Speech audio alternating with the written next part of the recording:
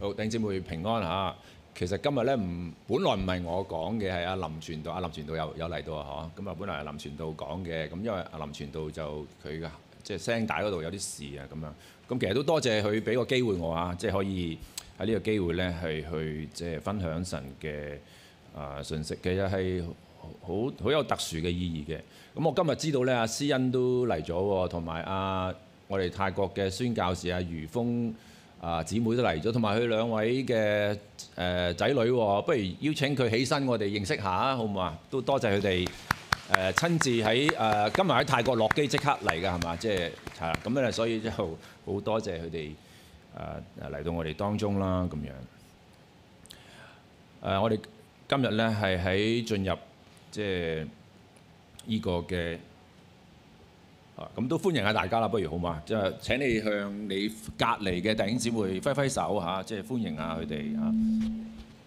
好，歡迎佢哋咧，就今日嚟到啦嚇。咁咧今日講嘅講題咧，就頭先主席講咗，不過我加咗少少咧，因為知道係即係一個嘅即係陣間差遣施恩啦咁樣，從不可能到神大能嚇。咁講緊差遣呢，令我諗起上個禮拜俊偉講得好好啊，馬太福音28章嘅16至20節，詳細釋經唔講啦，因為上個禮拜都講晒。我反而想今日呢係帶翻大家去2000幾年前復活嘅主，邀請佢一班門徒喺加利利嘅山上邊。弟兄姊妹，我哋想像下呢個場景嚇，想像下呢個場景。即係呢個場景係點樣呢？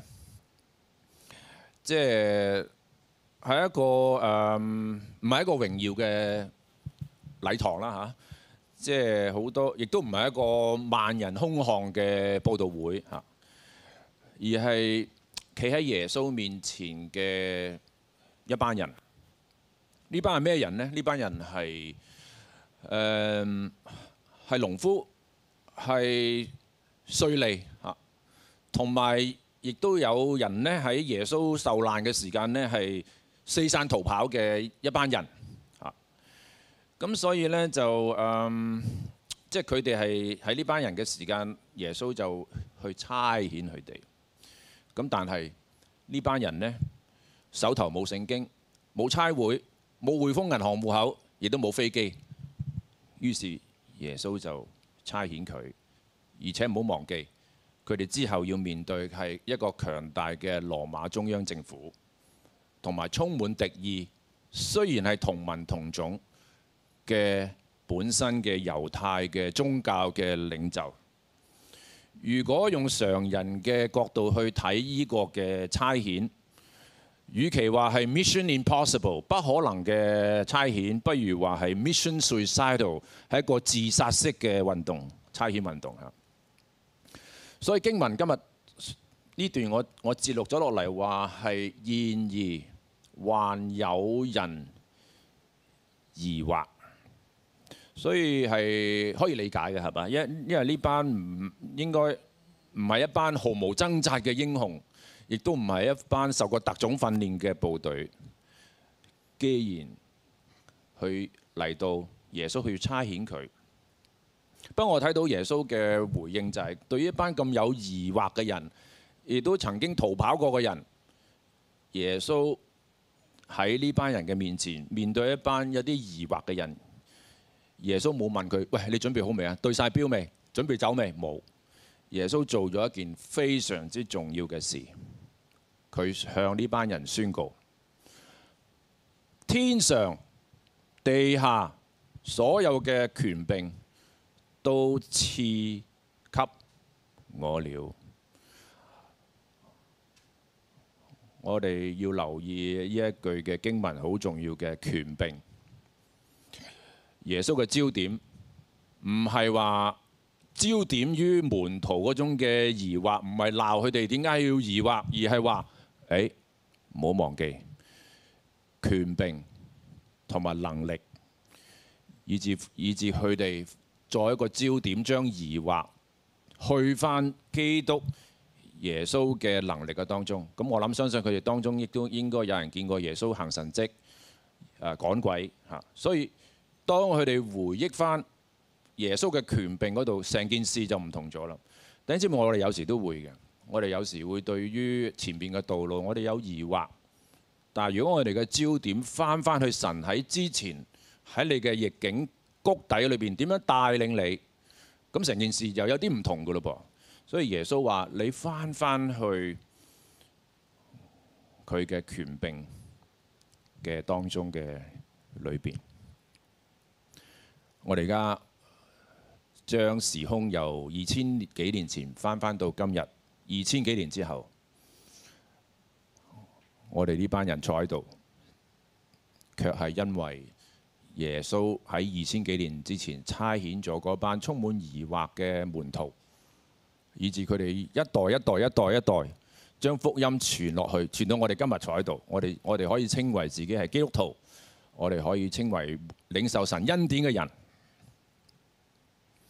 所以好多時我哋會知道，當上帝俾機會我哋差遣我哋嘅時間，唔係因為我哋夠強大，或者班門徒，唔係因為佢哋冇疑惑，而係因為有主嘅權柄去俾佢哋，佢哋又亦有呢個認知，而且佢有呢個信心，抓住上帝嘅權柄一路走落去。2000幾年前去到今日，大家在座都係基督徒，去明白上帝嘅恩典。究竟上帝嗰種嘅寶貴嘅權柄當中嘅能力係乜嘢呢？點樣能夠令到呢個權柄喺2000幾年嘅歷史裏邊不斷運行，不斷去將福音傳遞落去呢？我相信好重要。頭先主席同我讀咗一句經文，佢話：由於神嘅話沒有一句不帶能力。我哋稍微花少少時間去明白神嘅話 Rama， 即係話神嗰種嘅話。好多時呢段經文呢，我哋會有啲疑惑嚇，點解唔用 logos， 唔用真理嚇 ？logos 係真理，神嘅道。神嘅道呢，就係話喺當中，我哋領受神嘅真理、真道，明白嗰個意思。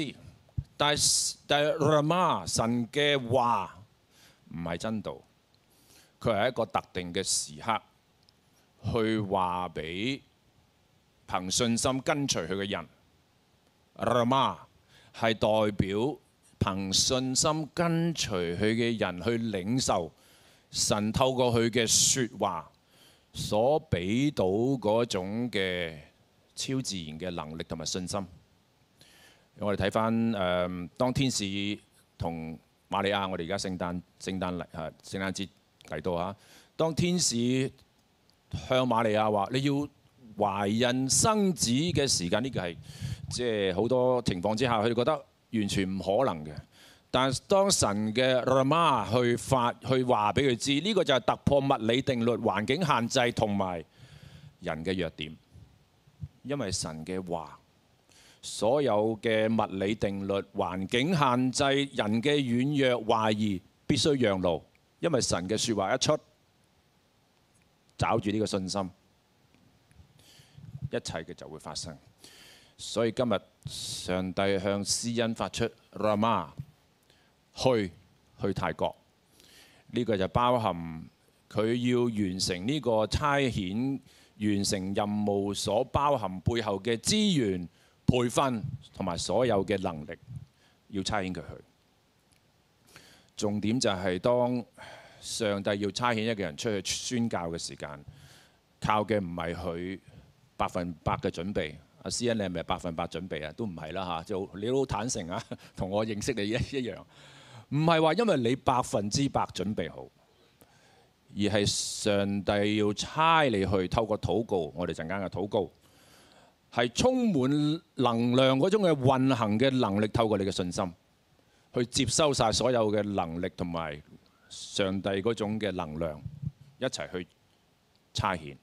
唔好忘記，由2000多年之前，上帝差遣一班充滿疑惑嘅門徒，去到今日，宣教嘅行動唔單止發生喺2000多年前一班嘅門徒嘅身上， 2000多年呢個嘅咁耐嘅時間，不斷發生喺好多蒙受差遣去傳福音嘅人嘅身上。佢哋好多時唔係一啲好出名嘅人，或者唔係一啲好順利去到宣教場地嘅人。佢哋好似唔係喺高山裏邊得到萬人仰望嘅人，好似係一個喺平原裏邊去辛苦耕耘嘅一個農夫，唔知道有冇收成嘅人。而佢哋不斷2000幾年前不斷重複去蒙受上帝嘅差遣。所以希伯來書12章1，佢話：我們既有這許多的見證人，如同雲彩圍着我們。弟兄姊妹，呢班嘅見證人或者例子嚇，佢哋唔係企喺度評論，唔係收集數據，唔係分析，佢哋用佢哋一生嘅見證行動，找住神嘅 Rama 嗰種嘅話語嘅能力行出去，作出佢信心嘅真實嘅道路。所以我哋發現歷世歷代2000多年前，直到我唔知邊個傳福音俾你啦嚇。歷世歷代好多人都係找住呢種力量去將福音傳俾我哋，包括我自己在內嚇。我都係第一代基督徒啊，即係我都經歷過未信基督嘅光景，就係靠住找住嗰種福音嘅使命去傳福音俾我嘅人。所以神嘅信實係發生喺呢啲好多嘅見證人嘅身上，再傳呢個福音俾我哋在座嘅大部分人啦嚇。其中我諗到嘅其中第一位我諗到嘅係內地會嘅 James Fraser 富能人嚇。佢進入雲南嘅內陸，佢面對嘅唔係一個短期嘅困難，而係話去到傳福音幾年都冇一個人信主。咁大家都我當中知道，在座都有啲人派單張傳福音嚇，都有時我哋都會結到果子嚇，有人信。但係富能人領受差會嗰個嘅差遣，去到雲南好多年，一粒種子都冇。一粒果子都冇嚇，亦都包埋佢語言不通，面對文化嘅封閉、孤獨、抑鬱、自責、懷疑，乜都齊晒，仲有好多我哋想像唔到嘅困難。所以連佢自己都覺得，究竟即係神係咪揀錯，或者係咪我咪聽錯神嘅呼召呢？即係我諗可能唔少嘅宣教士都有咁樣嘅疑惑啊、疑問啦。係咪神揀錯咗我呢？係咪我聽錯呢？係咪唔應該係我呢？係咪其他我隔離嗰個呢？嚇！但係佢冇離開佢嘅呼召，佢冇離開佢嘅使命，即係好似在座好多弟兄姊妹話：我要傳福音俾我某一個對象，我冇放棄。雖然今日佢唔聽，富能人都冇，佢冇離開佢嘅工場，佢冇轉換策略，佢係選擇咗一個更重要嘅策略，佢就係話俾佢差遣佢嘅教會知道，為我多啲祈禱啦。佢唔係要求更多錢，佢係要求佢嘅教會嘅弟兄姊妹更多嘅祈禱，更多嘅跪喺度祈禱，切切嘅祈禱。雖然嗰個嘅弟兄姊妹嘅祈禱唔係一日之間改變咗佢喺呢個雲南地方嗰個福音嘅結果，但係佢形容，去到唔知點解某一個時間點，佢話嗰啲禱告嘅能力咧就好似落雨咁樣，淋淋聲落去，結果好多女族嘅雲南嘅呢個少數民族，一批又歸主，一批又信主，另外一批又信主，又信主，好多人信主。佢話後來過咗好多年之後，富能人話：佢話如果唔係靠禱告，每一寸每一粒嘅果子都係冇辦法得到嘅。所以富能人用咗一生去證明許多嘅其中一個許多嘅見證人，好似雲彩咁樣去鼓勵我哋今日每一位。當然包括施恩嚇，唔係人有幾咁強大，唔係嗰種果效係幾咁即時發生，而係上帝透過禱告去托住，睇嚟幾年冇希望嘅有龐大嘅結果。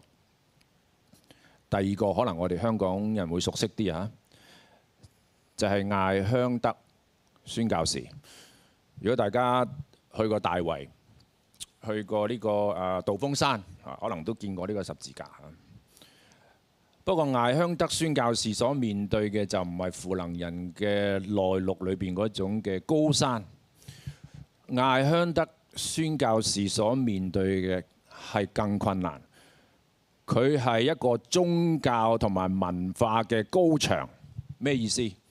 因為佢係向佛教徒去傳福音。你知好多人覺得去向佛教徒或者接觸佛教徒去傳福音係不可能嘅 mission 啊，不可能嘅事情。因為你會發覺特別佛教徒啊，呢個福音對象佢唔係唔虔誠啊，因為佢對佢自己嘅佛教好虔誠啦，對唔對？佢唔係唔虔誠，佢都唔係唔認真，而係佢嘅世界觀同福音截然不同。咩意思？仲有唔單止佢嘅世界觀截然不同，如果嚟到中國，歷世歷代大比數嘅中國人都覺得福音係外國嘅嘢，同我哋本身冇乜關係。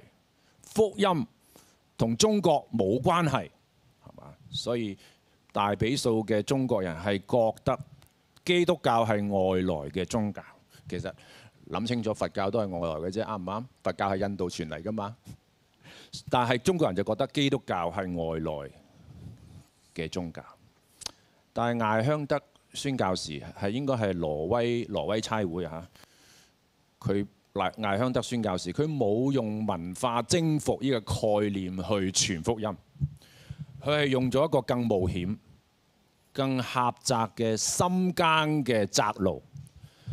佢係學習基督耶穌道成肉身咁樣進入佛教徒嘅群體，去分享福音。佢學習佛教嘅佛經，學習佛教思想，知道佢哋信乜，啲僧侶講乜，同埋建立真誠嘅友誼。佢唔會因為佢哋佛教徒同佢哋絕緣，佢係建立真誠嘅友誼。透過 seminar 邀請啲佛教徒嚟開 seminar， 邀請啲佛教徒嚟開 workshop 嚇，去特別建立咗基督教叢林。香港呢個唔係第一個，佢喺湖北嚇。我哋有冇在座嘅湖北嘅弟兄姊妹啊？喺湖北首先開始，佢仲透過中國人熟悉嘅建築風格，即係喺蓮花座裏邊擺個十字架嚇，用中國人熟悉特別佛教徒熟悉嘅語言文化嘅節奏，將福音嘅對象帶入去佢哋好陌生，可能好抗拒，可能同佢哋覺得文化無關嘅人，帶入呢個充滿豐盛同埋恩典嘅福音嘅裏邊。今日大家如果有機會再去大圍，當你有機會再睇呢個道風山嘅十字架，你要知道，呢個唔係普通被打造嘅旅遊景點，呢個就係艾香德宣教士嘅一個宣告。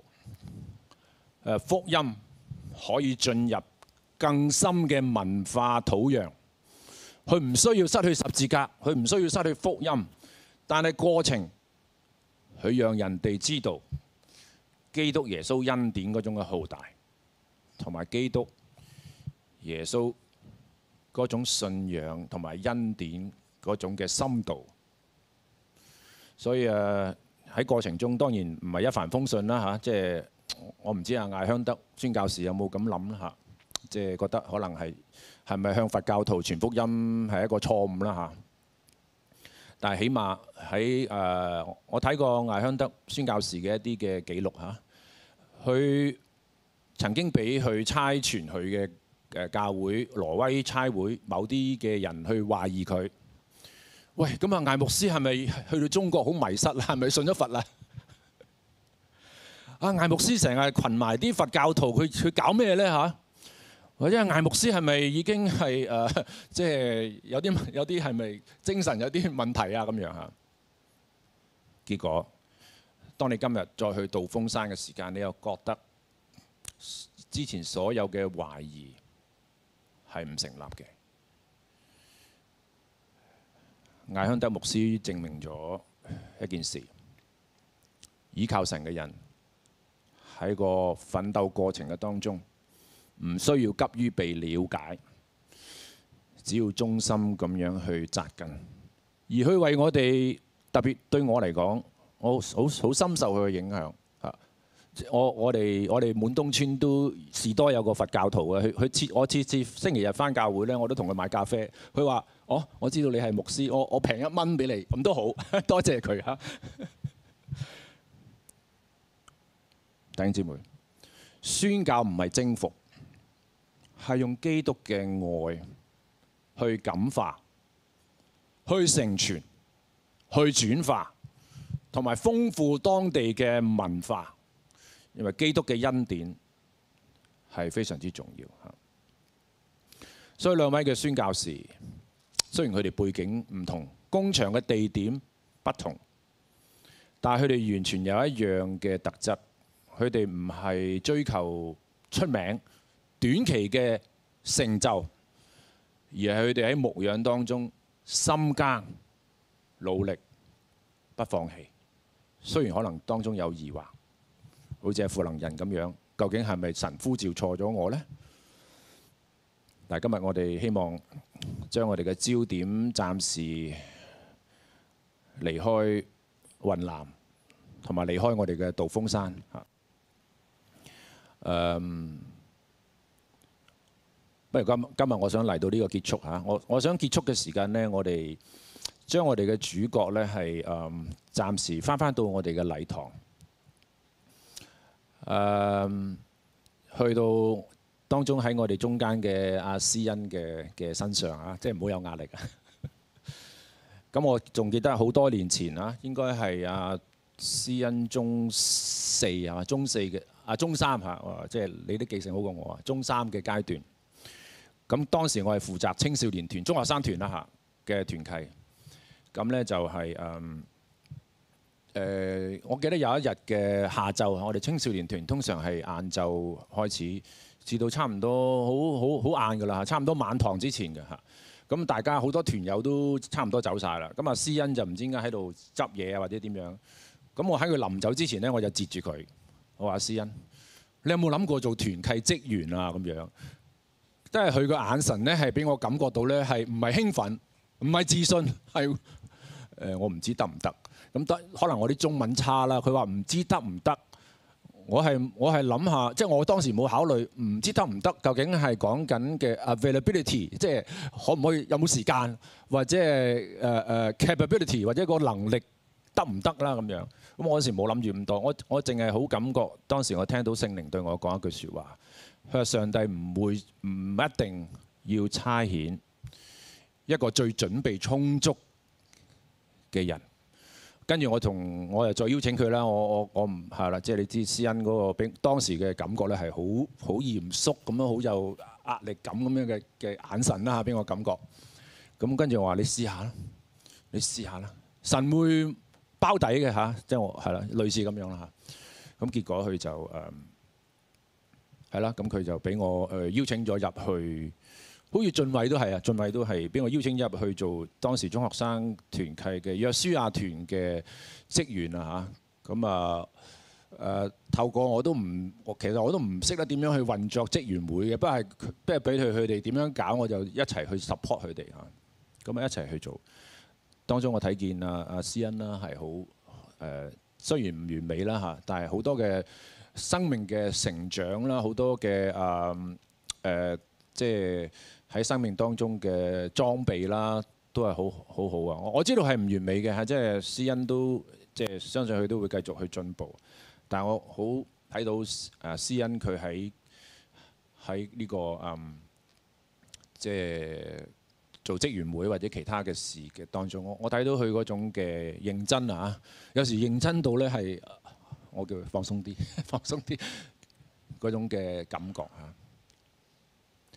另外覺得係即係上帝去成全，去裝備一個人，唔係讓到佢係已經準備充足嘅時間，係靠住神嘅話 Rama 神嘅説話，你接收咗呢個信心就去，唔係話最佳準備嘅時間。所以今日當我哋去有個差遣嘅禮，可能都類似基督耶穌當年差遣一班充滿疑惑嘅門徒一樣，而係喺疑惑當中，我哋繼續去前行；喺疑惑當中，我哋繼續去努力。PowerPoint 嘅最後一章呢，係即係他下到礦坑，我哋幫手拉繩啊！咩嘅概念呢？礦坑唔係一個嘅舞台，亦都冇相機或者手機嘅閃光燈，冇掌聲。可能喺礦坑嘅下邊係只有黑暗、孤單或者懷疑。但係當嗰個落咗礦坑嘅人知道上面有繩，佢完成任務，或者佢喺任務嘅當中，隨時有人用繩將佢拉翻上去嘅時間，咁呢個人落礦坑就唔會感覺太過孤單。所以我覺得即係落礦坑嘅人好需要同礦坑上邊拉繩嘅人有互動。佢自己要拉繩，上邊嘅人要隨時收到信號、收到需要，就要扯翻個繩上嚟。而今日我相信，作為拉繩人，唔係阿施恩自己，就係我哋所有教會嘅弟兄姊妹嘅祈禱。我哋嘅祈禱可能就好似喺雲南嘅內陸，為阿負能人宣教士祈禱嘅一班弟兄姊妹。可能佢從來冇去過雲南㗎，呢班即係白皮膚藍眼睛嘅弟兄姊妹。又或者係艾香德挪威差會，你皮膚更白，我都識得一啲挪威嗰陣時讀書識得一啲挪威裔嘅人，一班白皮膚藍眼睛嘅弟兄姊妹，佢哋從來冇嚟過中國，冇嚟過香港，但係佢哋一直喺背後默默支持、默默守望、默默咁樣奉獻，去成為拉繩人，去支持呢兩位嘅宣教士。其中一位宣教士所達到，就係我哋香港人都感到非常之特別嘅道風山。下次你去到道風山，我唔知你會唔會對住個十字架去感激挪威差會背後嘅弟兄姊妹曾經付出嘅禱告同埋付出嘅奉獻。求主今日使用我哋東涌堂嘅每一位弟兄姊妹，為施恩同埋當然為着黃如佩宣教士佢哋嘅工作去祈禱，能夠成為佢哋背後嘅禱告嘅勇士，去一直去支持佢哋，讓我哋一齊祈禱。主，我哋感謝你咧，喺我哋中間去興起阿施恩，求你接住落嚟使用阿葉牧師嘅差遣禮，讓到呢個差遣禮唔係一個嘅儀式，係一個我哋全教會去回應你呼召一個重要嘅機遇，讓佢喺宣教嘅前方能夠得着上帝嘅恩典同埋能力，而我哋喺後邊做一個忠心嘅拉繩人，好似當年負能人宣教士艾香德宣教士背後一班嘅弟兄姊妹，佢哋係忠心嘅支持者同埋禱告勇士。求主透過我哋嘅禱告，一齊見證喺2000幾年之後嘅今日，你嘅奇妙嘅工作。求主憐憫我哋，加能賜力俾我哋，如此祈禱，奉耶穌基督得勝嘅名求，阿門。